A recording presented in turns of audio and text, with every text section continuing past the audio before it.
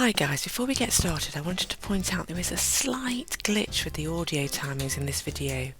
The audio quality is unaffected so you don't lose out on any of the information Jackie shared, and the glitch does disappear further into the video, so keep listening for Jackie's fascinating deep dive on how she overcame her health issues with low carb and keto, how she founded her business Fabulously Keto, as well as some really interesting personal hacks that Jackie shares with us. So without further ado, here is my conversation with Jackie Fletcher. Enjoy. Hi everybody, and it's so great you can join me here today. I'm so excited to welcome Jackie Fletcher to my channel. Jackie is going to chat with us today about her experiences of living a keto lifestyle and how the right nutrition helped to change her health outcomes for the better. Jackie is a UK-based nutritional advisor and health and well-being coach, focusing on low carb, keto and carnivore, as well as being an ambassador for the PHC UK. Since finding her way to better health and wellness, Jackie has dedicated her time to the improvement of both individual health through her coaching business, as well as public health by getting the low carb message out there about real food and a positive way of living. Jackie is the founder of Fabulously Keto, a podcast which has been running for 3 years, during which time she's interviewed so many incredible people from the world of real food and wellness, talking about keto, low carb and carnivore, as well as many aspects of food and nutrition, functional health and a positive mindset. And as if that wasn't enough, Jackie is also a super busy mum of twin boys. Jackie, welcome and thank you so much. I know how busy you are, and I'm so appreciative of you taking this time to speak with me today. No, it's a real pleasure to be here. Thank you for having me. Brilliant, thank you. So I know you've really kindly squeezed me into your day, so I just want to get started with our lovely chat. And I want to begin by asking you telling us a little bit about yourself, growing up, and any health problems that you might have had, and the journey that you've taken to finding low carb and a keto way of living. Yeah, so when I started low carb, I wouldn't say I was particularly unhealthy, but if you track back through my life, then you'd say, oh yeah, maybe she was. So I've always felt, and I'm going to say felt because I think there's a difference between feeling and being overweight. Even from when I was 5 at school, I was always bigger than the other kids who were always very skinny, and I was, there was few of us then that were bigger than the norm, so there weren't many of us. So I've always felt that, and I've all through my younger years felt overweight and sort of sticking out because I was. And I always say I think I inherited that, but partly the inheritance was in my head because my granddad was super obese, my dad was obese, and so I always just thought that will be me. So maybe it was a bit of self-fulfilling prophecy as well.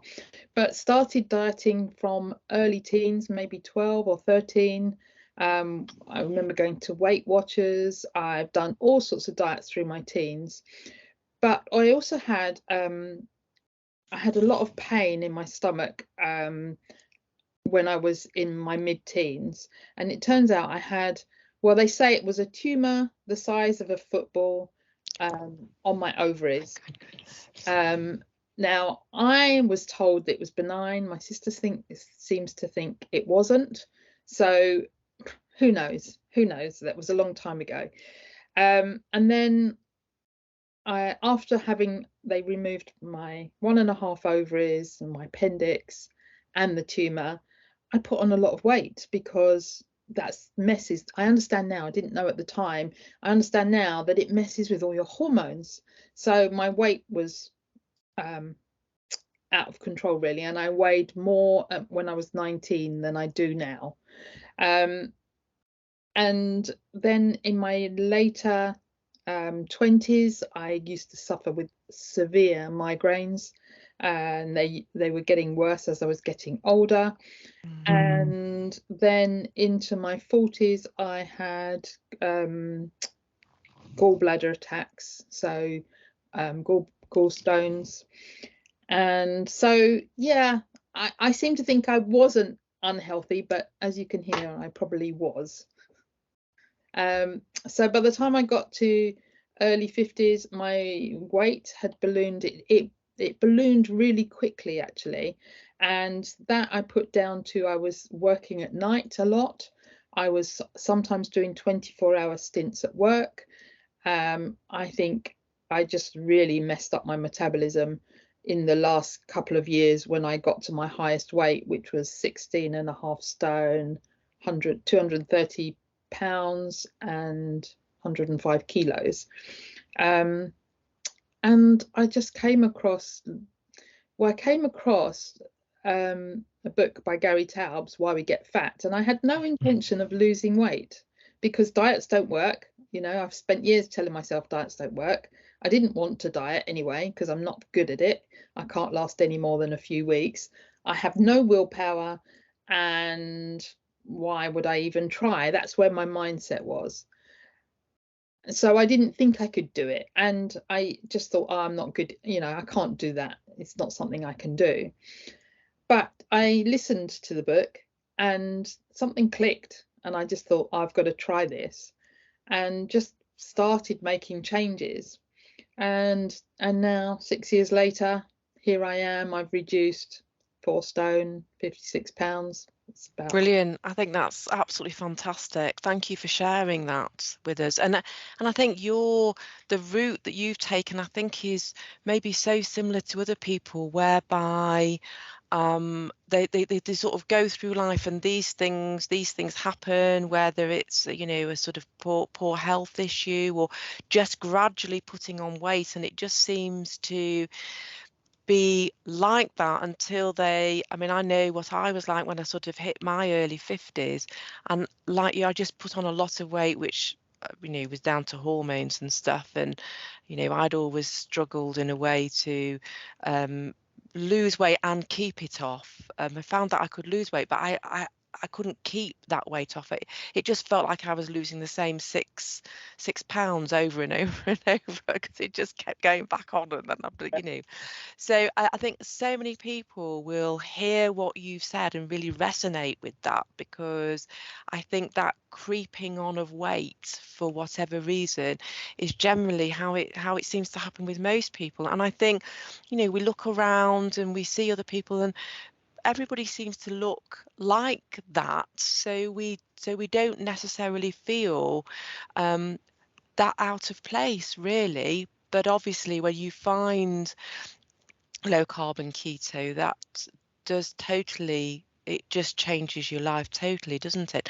So I'm really interested with, I'm quite into the whole mindset side of weight loss, and really in a way that's where I started from, coaching with the mindset side of weight loss. So you read the Gary Taubes book, and sort of what did you find that you did the practical side of the low carb way of eating first, and then the mindset side of it followed, or was it the other way around? Or would you say that it was like both of them sort of merged together? Yeah, I'm not sure I'm particularly aware of the mindset piece at that time. Mm. I cut out, I wasn't even particularly low carb, but I did cut out bread, potatoes, wheat, so that includes biscuits, cookies, cakes, all those sorts of things. I cut those out, but I kept chocolate in, and I kept most of my veg was corn on the cob and peas, which are still quite high carb. And I didn't really think about it much. I just thought, this is what I'm doing, but I could do it, because I think I wasn't hungry. Yes, I think that makes a big difference. And I probably would have lost more weight and maybe quicker if I'd have used the proper principles around low carb and keto, and but I was eating lots of food. So if I couldn't have my potatoes, my plate was piled high with meat and veg, two veg, but quite often corn on the cob and peas. And then I still had my chocolate for afters, my fruit and nut, but it just, I don't know, it worked to the point where I kept going. And then when I came across keto, that's when I started dialing in what I was doing and changing what I was eating.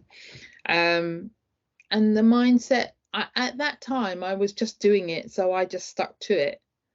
I didn't come off a plan really at all for the first couple of years, and just stuck with it. Yeah.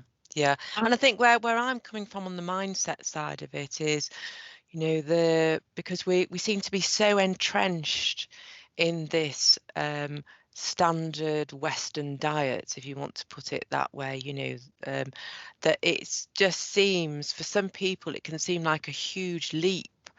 Even going into low carb from that can seem, gosh, this just seems so different. I just don't know whether or not I can do this. And I know I struggled with giving up wheat. I mean, it took me a couple of years to be able to give up bread, because I think that was the thing that I was like most addicted to, was probably the bread side of it. Was there anything in particular in those first couple of years that you found very difficult to give up? Not really. I knew even before that point, so from about 10 years ago, I knew that wheat was addictive. I knew that the way wheat is created nowadays, one, is not good for us, and two, is very addictive. But at the time, before I changed what I was doing, I would eat loads of bread. I'd drive 6 miles every day to get a fresh loaf of bread because it was such nice bread. But so I knew I was addicted to the bread, and I just couldn't stop. But once I decided that I wasn't going to have it, that was a decision made. And as you know, once you start doing it, it just becomes easier because your body craves it less. Exactly. Yes, that's absolutely right.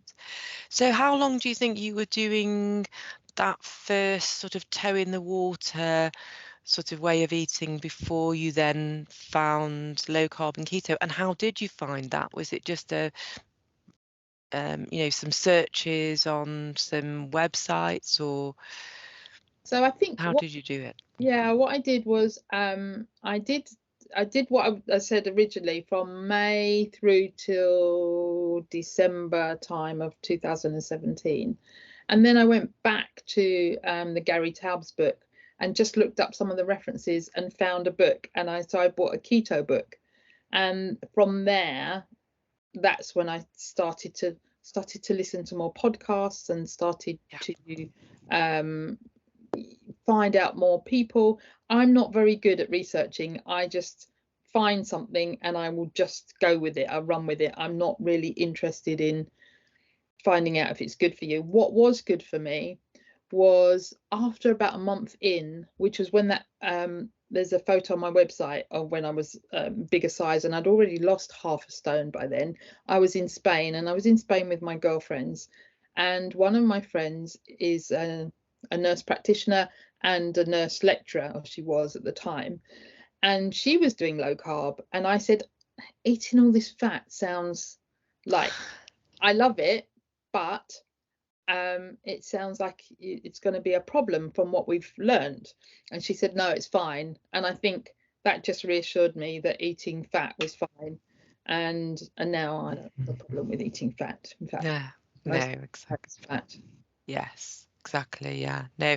And I think it is getting over that. Because I think we've been so brainwashed into thinking that fat makes us fat. Fat must be really bad for us because it raises our cholesterol levels, and therefore, it leads on to heart problems and all sorts of things. That's probably one of the hardest messages it is to sort of fight against, really, isn't it? Yeah, I think so. Yes, definitely. So when you first went went keto, did you have any experiences with keto flu, or do you think that because you were already low carb, that your body had begun to make that change to becoming more fat adapted? Yeah, so I talk about keto flu being like a carb detox. It is, yeah. It's more your body getting rid of the carbs and the lack of electrolytes in a way.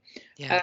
So no, I didn't have any problem at all, and I think because I'd been fairly low carb for the Yeah. 7 Yeah, months. I found something similar because I went from FODMAP because I had such bad guts problems, and I found my way to FODMAP, and then from there into low carb. So for me, it was also like a sort of a gentle journey down. Although I know some people don't want to do that; they just want to go straight into it, don't they? And then so I have to, pre-warn people that, well, if you're going to do it that way, you can do it that way by all means. But if that's how you are going to get into keto, you probably are going to have some of this keto flu, which I also explain in the same way, that it's coming off carbohydrates. I've did a video on it, and I said, don't blame keto for what the carbs have done, which is essentially what it is, isn't it? Yes. No, really good. So from there, so from finding yourself going into, you found the Gary Taubes book, and then you found a keto book from there, and then you found yourself sort of fully into the keto and low carb lifestyle. And how did you introduce that at home with your family and stuff? So I don't cook at home. I don't do the shopping and I don't do the cooking. So all that. Wow.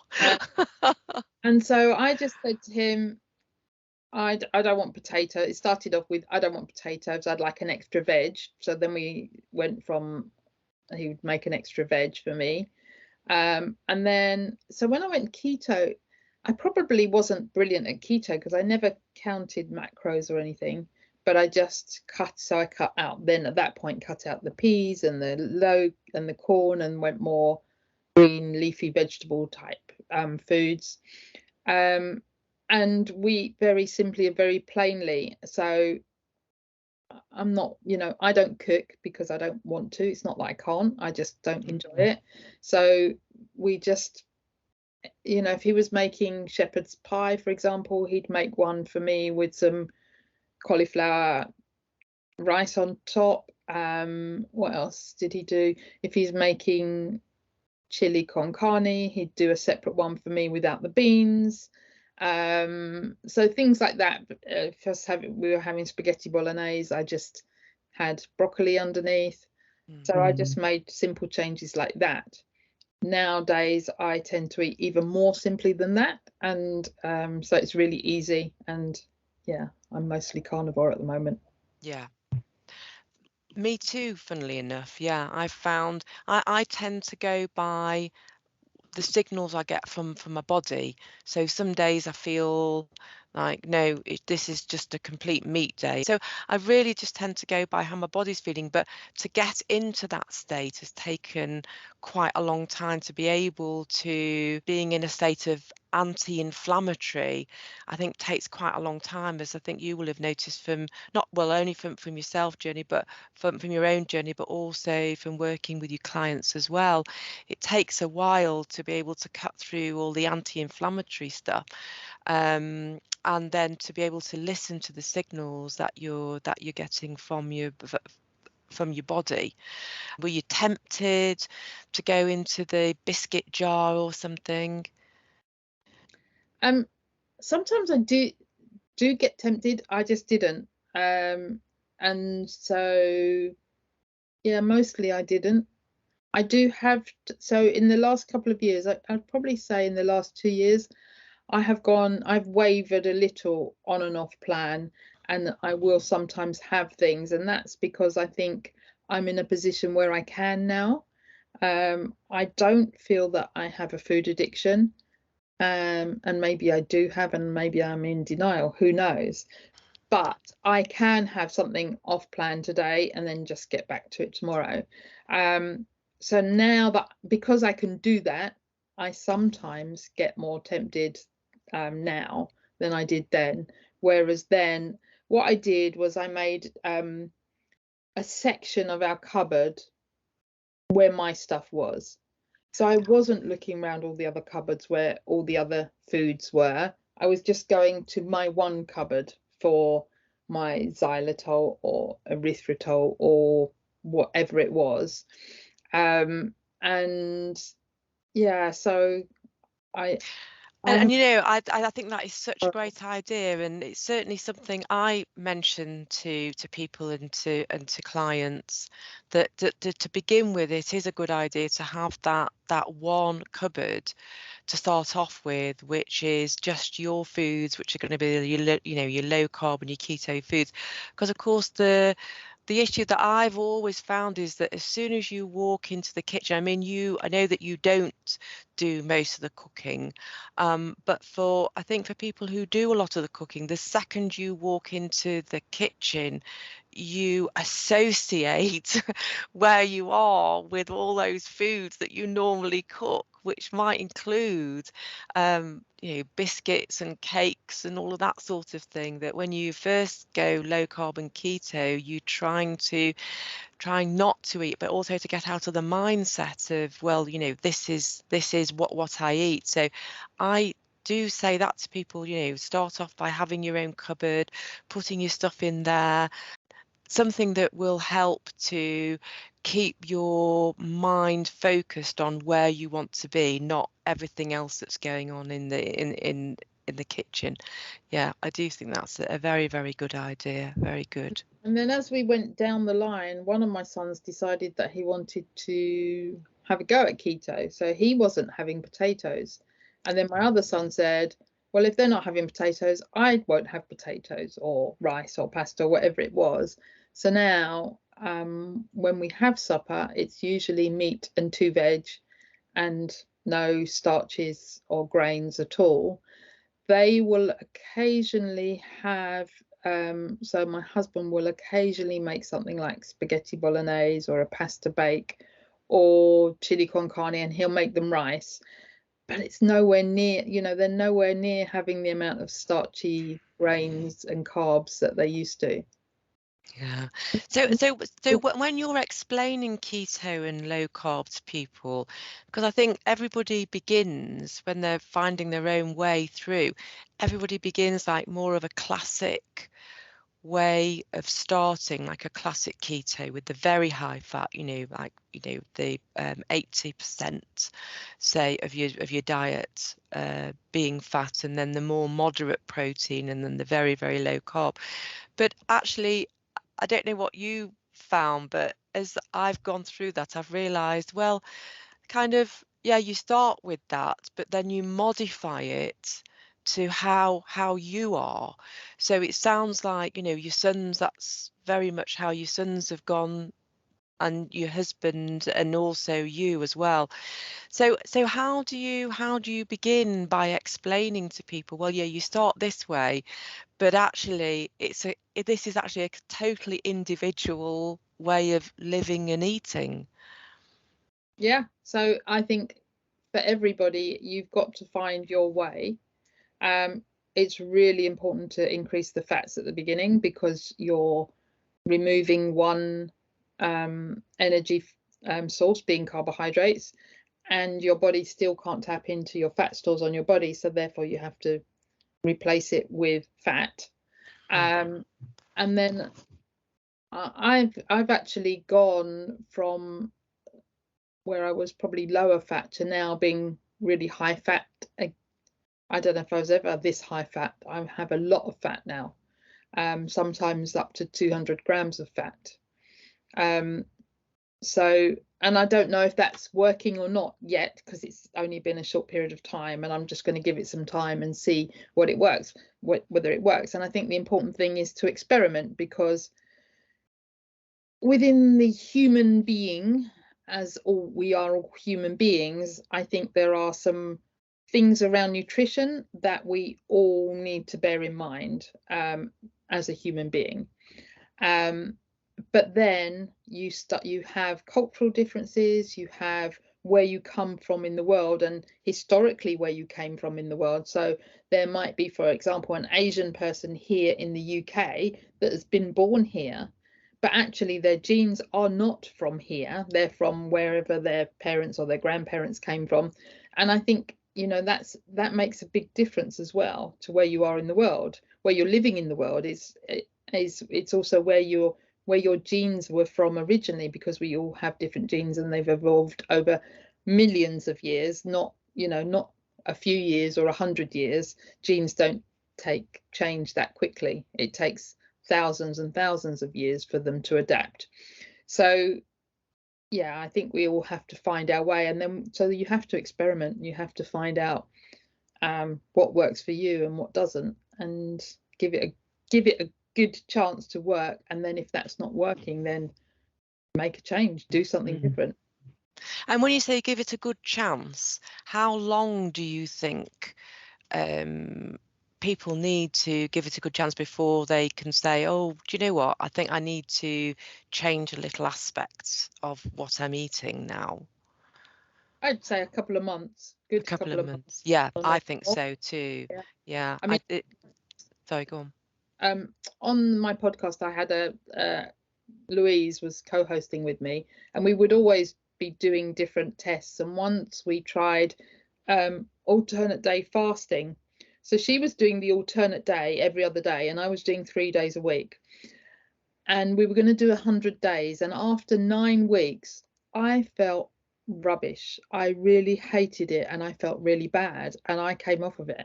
She felt great, and she carried on and ended up doing 188 days. Wow.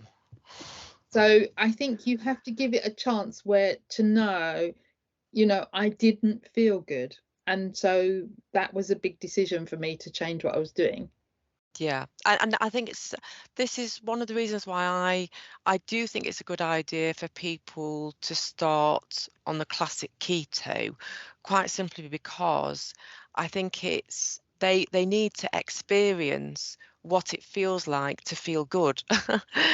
So they need to live with that for at least 6 months. This is what I say. So if you're going keto, go keto, really get into what feels good, what feels right. Yes, you can, tweak the fat slightly, but go more the classic keto. And then after about 6 months or so, if you're feeling good, then you can try introducing, say, fasting or something like that. But you do need to have a period of time of feeling really positive about it and of feeling the real health benefits, the energy, the clarity of thought, and just the sort of not only the weight loss comes into it clearly, but also the sort of mental health side of things as well. I mean, I don't know how you found, but I found a huge benefit to my mental health, feeling a lot calmer and just being able to get through life much more easily than I did when I was eating high carbs. And it's perhaps you talk to us a little bit about how you found the mental health side of things. Yeah, so I wouldn't say I had a mental health problem, but what I did notice quite quickly when I changed was I used to stop screaming at my kids. I was like, do this, do that. Just forever shouting and screaming at them, not in a bad way, but just in a parent way, a parent way. And then, even if they were just fighting amongst themselves, I'd get involved and pull them off. And then once I changed, it was like, carry on. It doesn't bother me. You want to fight, go ahead. Things just didn't bother me anymore. Exactly, yes. Yeah, so that was one aspect. And then, so it was much more chilled. And I was gonna think of something else, and then I forgot what it was. So if it comes to me, okay. Tell yes. you. Yeah, and what about things like did you find that, I mean, you've said that you felt just generally calmer, But I describe it as like, because you get more energy, you get this burst of energy, and yet at the same time you feel calm. So it's kind of like a calm energy. It's very hard to describe to people who don't do keto, that you can feel really incredibly calm, but have this feeling like you have loads of energy at the same time. Yeah. Yes. And that for me was a big thing, because if you take, if you go on holiday and you take a suitcase with you and it's 20 or 25 kilos, that's heavy. That's a weight. And that's what I was walking around with. So I didn't used to walk up my stairs if I didn't have to. And they're not particularly long stairs and they're not particularly high stairs. So we have very low ceilings here. So it's not a massive staircase. But I was forever saying, Ben, can you go upstairs and get this? Alex, can you bring me that? And I was always asking them to go fetch for me, because hauling myself up the stairs was hard work. And now I just, if it's, it's good, I'll just run up the stairs, because I can. Gosh, you can. Exactly. Yes. Yes. And it's like, oh, I forgot that. Oh, well, never mind. I'll go up or I'll go down or whatever it is that I need to do. You find that you do have the energy to move your body. You want to move your body, and we should be moving our body. We absolutely should be moving our bodies regularly. Definitely. And looking back, when do you think the last time was that you had that much energy? I don't think I ever did. I used to go to a meeting with some friends, and they would talk about how they'd been to the gym in the morning, and they got up at 5 o'clock and they'd been to the gym. And I just used to sit there and think, why would anyone want to go to the gym? I just didn't understand it. There was absolutely no reason to do any exercise unless I absolutely had to, and I wouldn't. So I did a little bit of taekwondo, but only once a week, and I didn't put a lot of effort into it. So when I started out, but that's all. Yeah, it changes with time. It does, definitely. And I think it's interesting how you said that because now of eating real food, following a keto lifestyle, you actually want to move. And that's, I mean, it does seem so, it's so different, isn't it? Because I was just the same. I didn't want to. I mean, I started out when I was in my teens doing a lot of running and all the rest of it, and then gradually, as I got older, I just moved around less and less and less. And because I was unhealthy and the underlying health conditions and everything else, you just don't want to move. But it's so wonderful to get that kind of energy back, and to feel, do you know what, I can, and to look back on the day and to go, do you know what, I've actually not stopped from the beginning to the end of today. So I was talking to someone today, and she was saying she had a blood condition, and she asked the doctor if what she was eating would influence it, and the doctor told her no. And I just sort of cringed, because chances are is yes. And the reason she got told no is because doctors know nothing about nutrition. They don't learn very much about it, and they do not think about how that influences our body. But every bodily function that happens in our body is based on what we feed it. What we eat, yes, exactly. And it's crazy almost to think that we've been talked into a situation, I'm not saying now about, doctors, I'm talking about like the whole big food thing, how we've been talked into the fact that eating whatever you want to eat, eating all this ultra processed food and stuff, could ever possibly have been as good for us as real food, what our cells are actually craving, and what our cells have been used to, as you rightly said just a few minutes ago, for hundreds and hundreds of thousands of years. But I feel like you need to almost cross that threshold to have that blindfold lifted off you, to realize, oh yeah, what we're eating is making a huge difference to how we're feeling and how we can get through every day. Yeah, and I think it's become a convenient, it started out probably back in the 80s or 90s being convenient, and that it feels convenient, but actually, yeah, it's not good for us, and It's not. we have become too reliant on it. So one thing is a convenience for once a week maybe, but when it becomes all the time, it's very, very detrimental to our health. Yes, yes. And, I mean, I've often said that in the time it takes somebody to unwrap and cook a pizza, I could have, cooked and eaten eggs or mincemeat. I mean, if convenience food, you can't get any more convenient than eggs and mince. You can cook it in literally minutes, or Yeah. if you're going to cook a steak, seconds. Yeah. So that surely is the best sort of convenience food, and far, far better than some sort of ultra processed stuff that we've bought in the supermarket. But it's getting that message out there, I think, really, isn't it? And it's getting people to understand that actually there is a much better way which can have such a good influence over someone's entire life, Every aspect of your life. simply by changing the foods that I eat. Yeah. And it's quite difficult, I think, to kind of sell that idea to people, because it just almost seems too good to be true. Yeah. And I think because of the marketing messages around food that we get nowadays, is that people are so what involved in food. Food has become such a big part of their life that everything revolves around food. So I met somebody recently and who said, yeah, I've been on holiday and we had a good time and we saw some things and we ate some food and we had more food and I had really good food. And it's like, you've just food 6 times in one sentence. And is that all your holiday is about? Is about food? Because for me, food now, yes, I enjoy it. And yes, I enjoy when I'm on holiday going out for dinner and having dinner. But it's not about the food.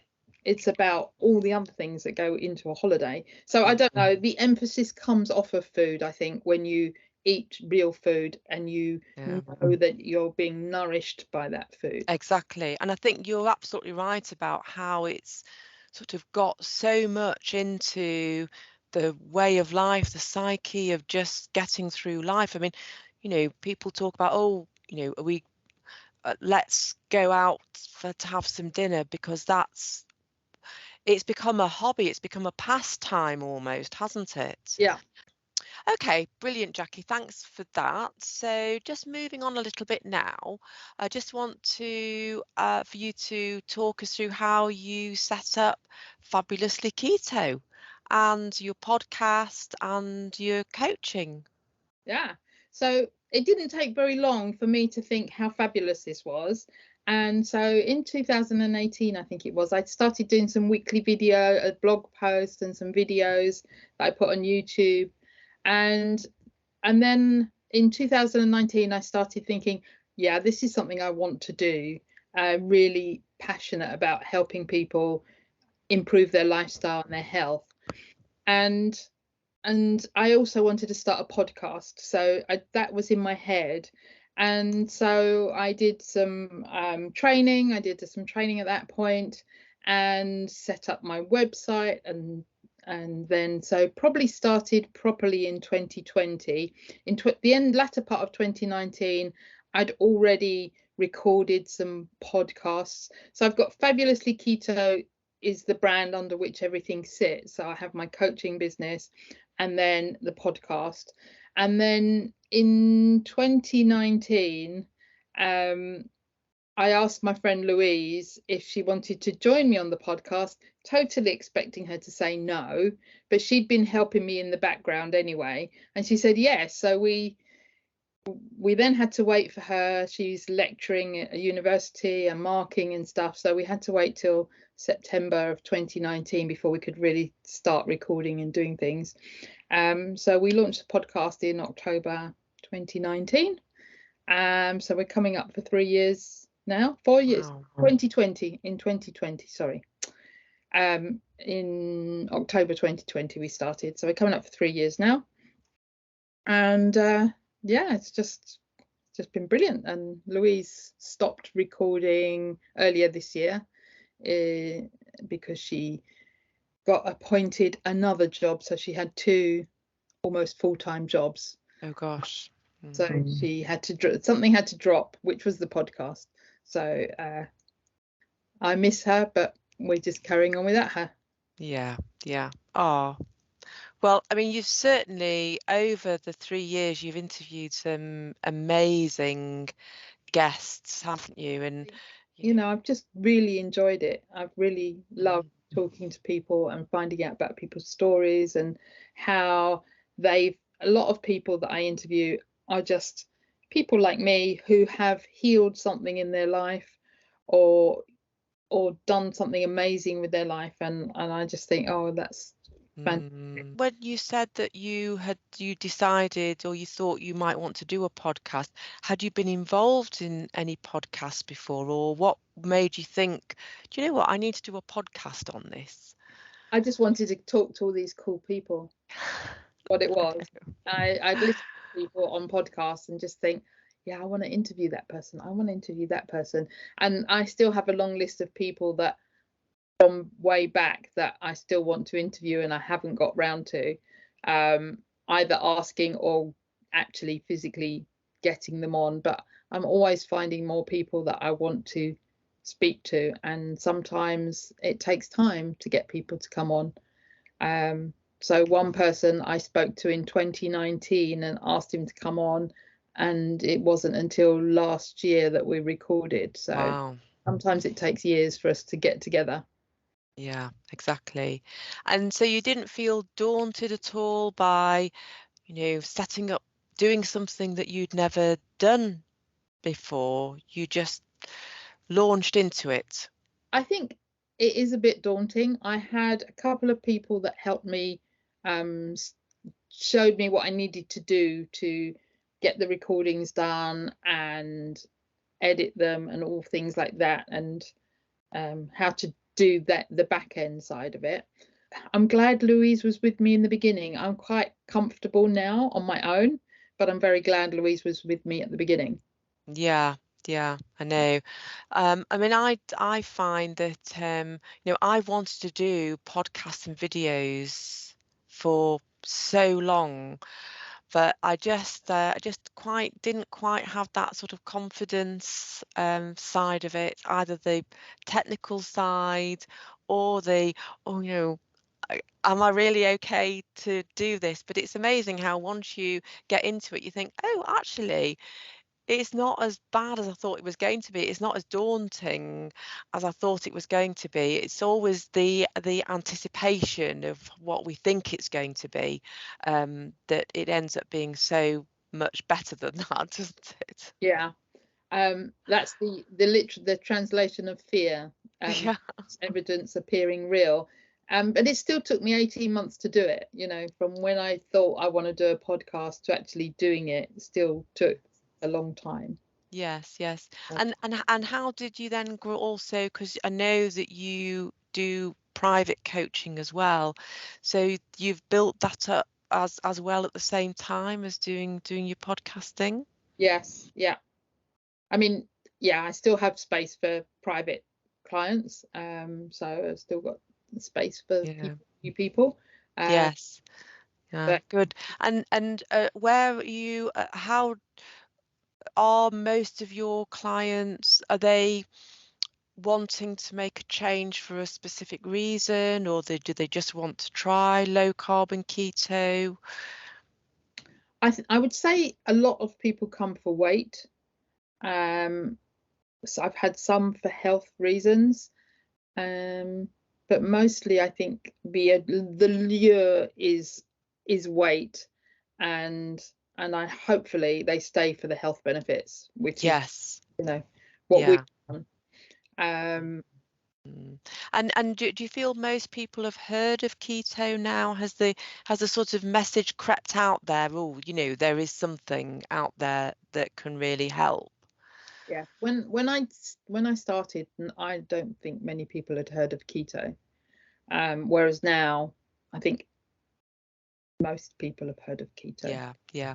Which sort of leads me on to the next question that I want to ask you, which is about keto snacks. I don't know how you find, but I've noticed over the last couple of years, these are sort of crept into chemists and supermarkets, haven't they? You know, bars that have keto on the front of it. What do you think about that? So I think they have a place. I think you have to read the packet and make sure that they are, because I have seen keto bars that say they're keto and I would not put them anywhere near my mouth, and thrown them straight in the bin. If I've been given some and they just go straight in the bin, I wouldn't eat them. I think it's better to avoid them personally, but I recognize that for some people, especially when they're transitioning from a Western diet to a low carb, fat bars, the FATT, are quite clean. I'd be happy to recommend those, and I'd be happy to eat one of those. I just personally, when I transitioned, I didn't replace foods. So I didn't look for a bread substitute. I didn't look for a cake substitute or a biscuit substitute. I just didn't have it. So I don't use them a lot. The thing I could never understand is why people gave up bread, but would then, and I'm sorry for anybody who makes low carb bread, who gave up bread but then spends hours making the thing that they no longer wanted to eat. So they would make something that looked exactly like a low carb, BAP or whatever it might be, that looked exactly like the thing that they were now no longer going to eat. So I'm sure that there must be, mentally, your brain's going to be looking at that and thinking this is going to taste a certain way, and when it doesn't, there's something in the brain that is going, maybe we should just head off back.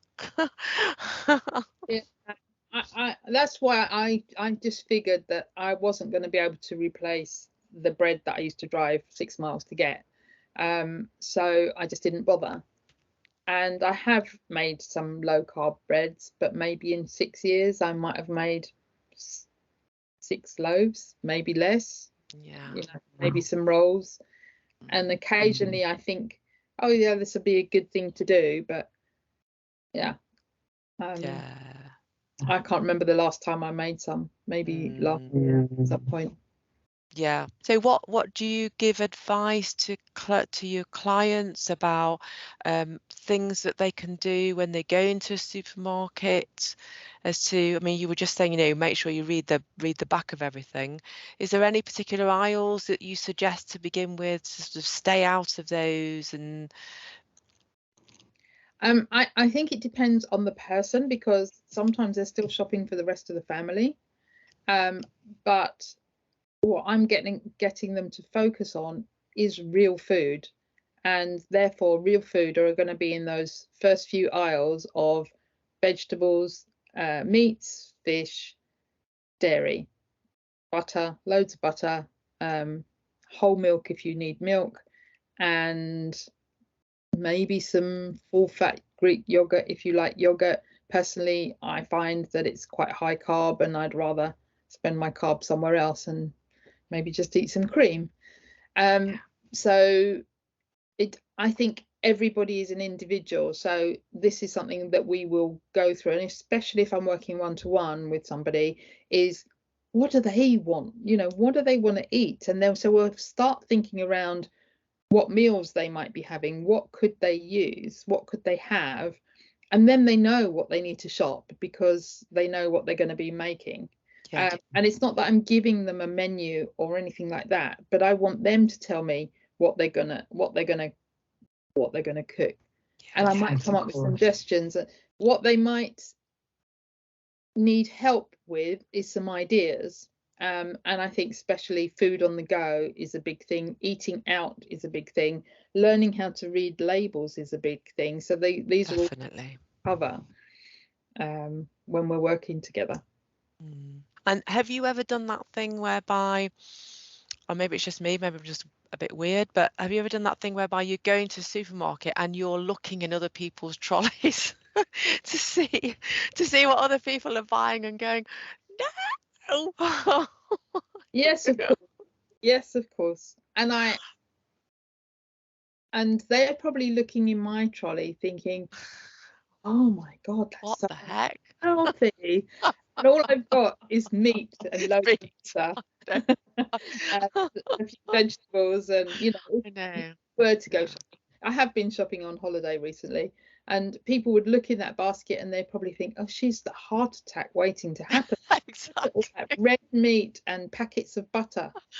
Yes, I know. And then, people will say, how on earth can you eat that much meat? And I say, yeah, but you actually, it's weird. But once you get into it, your body craves it, absolutely craves it. Yeah.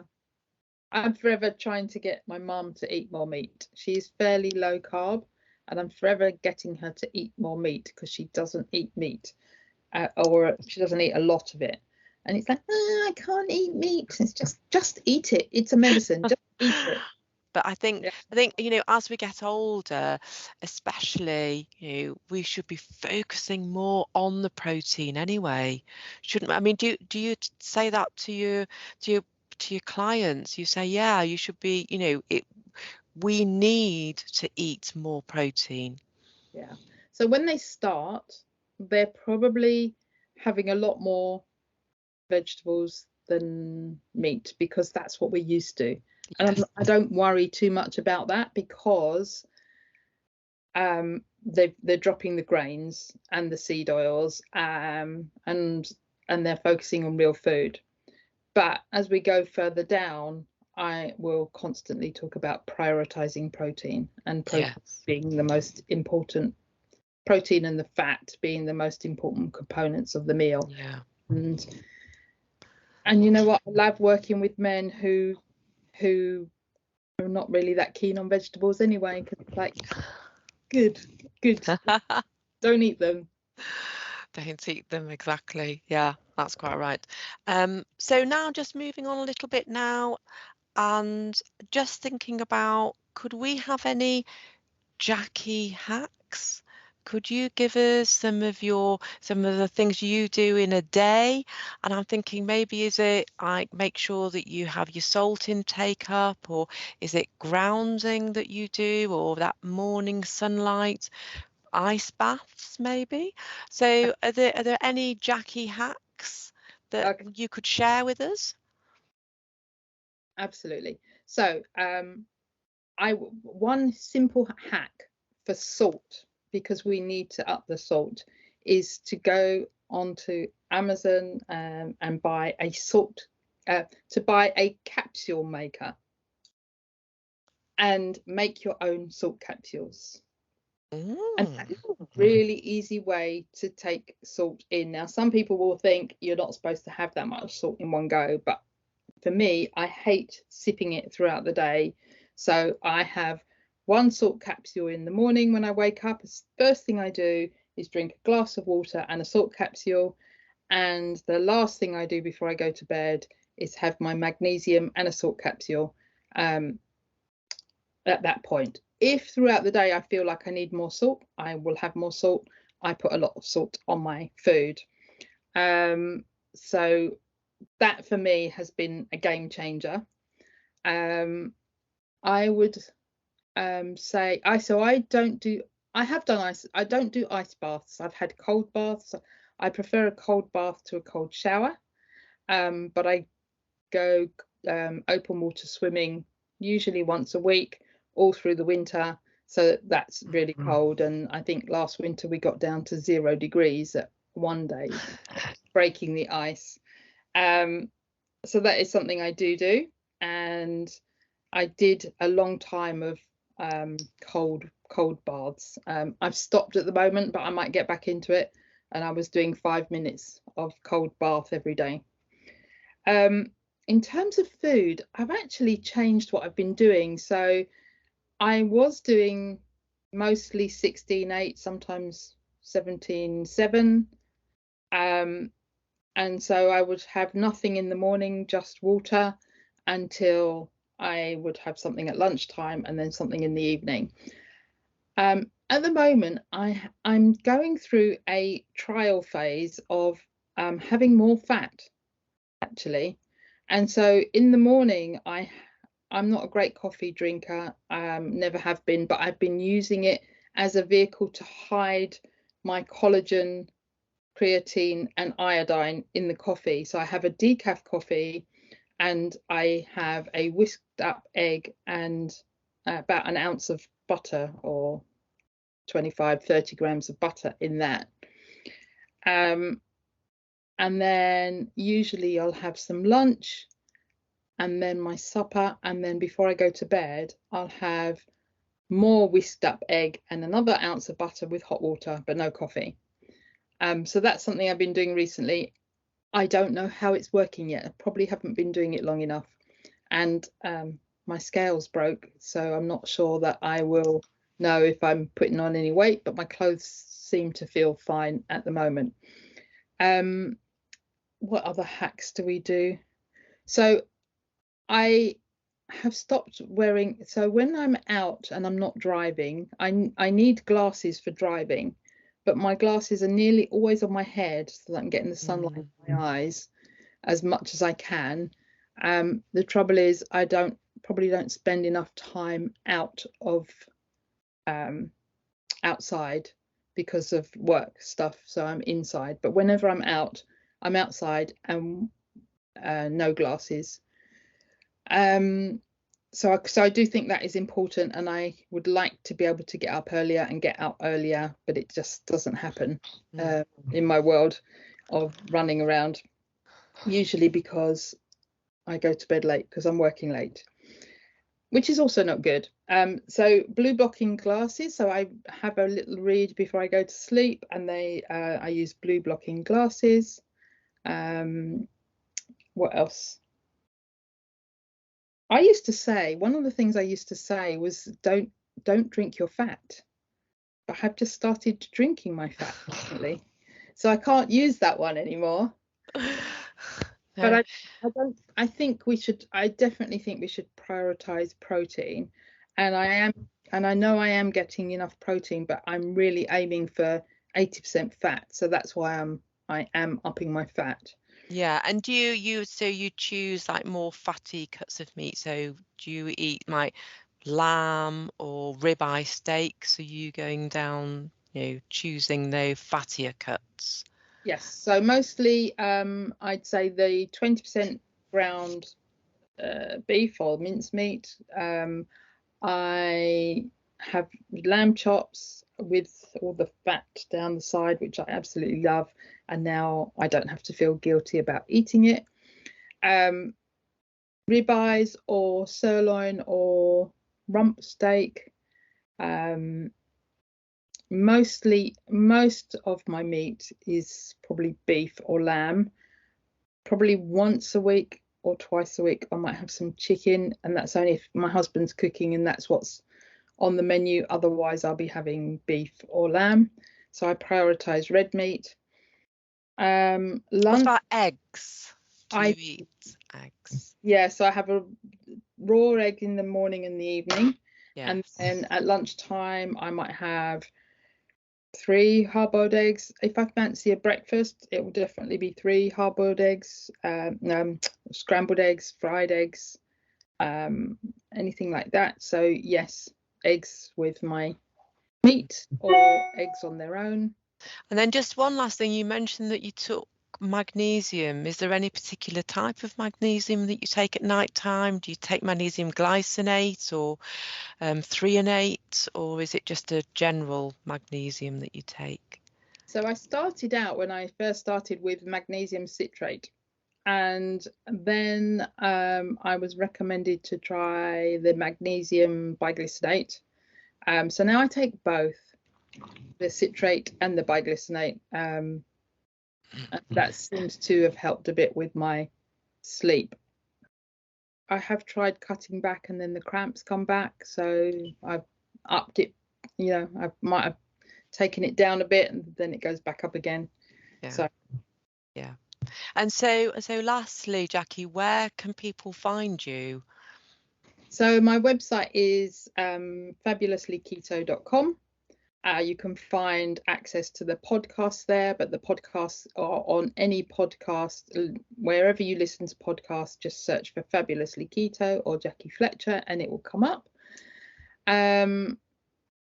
Also, Facebook is Fabulously Keto, Twitter Fabulously Keto, Instagram Fabulously Keto 1. I think that's where I am. Brilliant. That's great.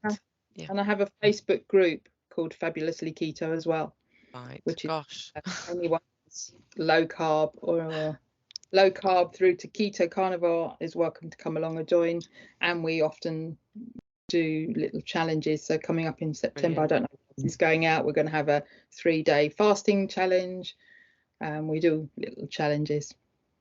Brilliant. Thank you. Jackie, thank you so much you've shared so much with us. And I feel, we've even had some of your little hacks there as well. There's a lot that people can take away from this, whether they've been doing keto and low carb for a while or whether they're just putting a toe in the water with it all, really.